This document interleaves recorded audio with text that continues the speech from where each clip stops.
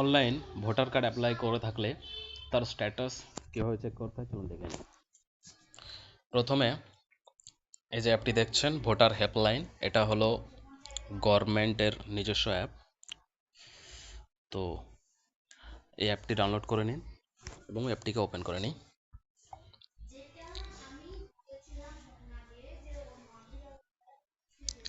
দেখুন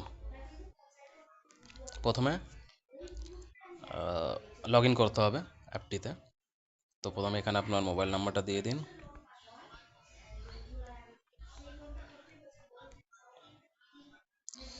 নিচে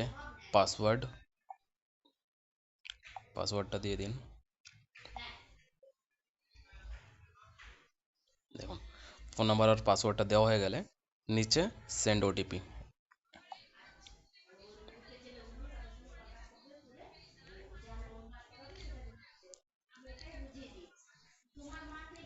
দেখুন নিচে ওটিপি দেওয়ার জায়গাটা চলে আসবে আর উপরে ওটিপি দেখুন চলে আসছে মেসেজে 550768, 550768, ঠিক আছে।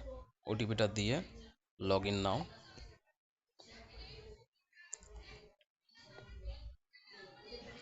দেখুন log in successful.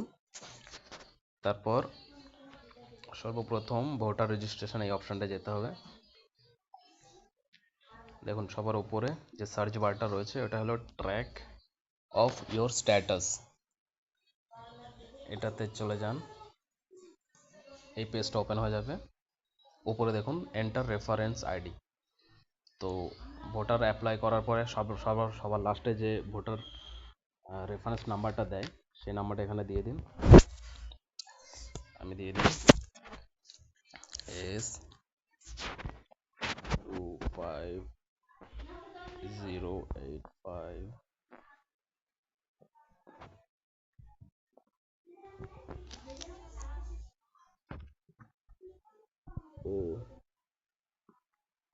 ON6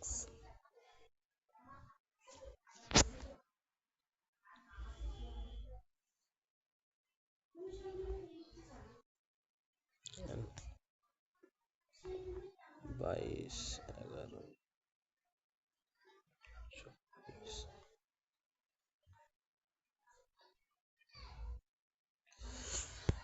reference নাম্বারটা দিন। রেফারেন্সটা অনেকটা বড় ওই জন্য একটু সময় লেগে গেল। তো রেফারেন্স নাম্বারটা দেওয়ার পরে দেখুন নিচে সিলেক্ট স্টেট, আপনি যে স্টেট থেকে এটা অ্যাপ্লাই করেছেন মানে আপনার যে স্টেট সেই স্টেটটি এখানে দিয়ে দিন। আমি যেমন আমার ওয়েস্ট বেঙ্গল থেকে অ্যাপ্লাই করা। তারপরে দেখুন নিচে রয়েছে ট্র্যাক স্ট্যাটাস, এটাতে ট্যাপ করুন। দেখুন এখানে আপনার নাম ঠিকানা সব উপরে চলে এসছে আর নিচে দেখুন আপনার স্ট্যাটাস শো করছে। দেখুন আমি সাবমিটটা গ্রিন কালার হয়ে গেছে। তারপরে হলো বিএলও অ্যাপয়েন্টেড, এটাও গ্রিন হয়ে গেছে।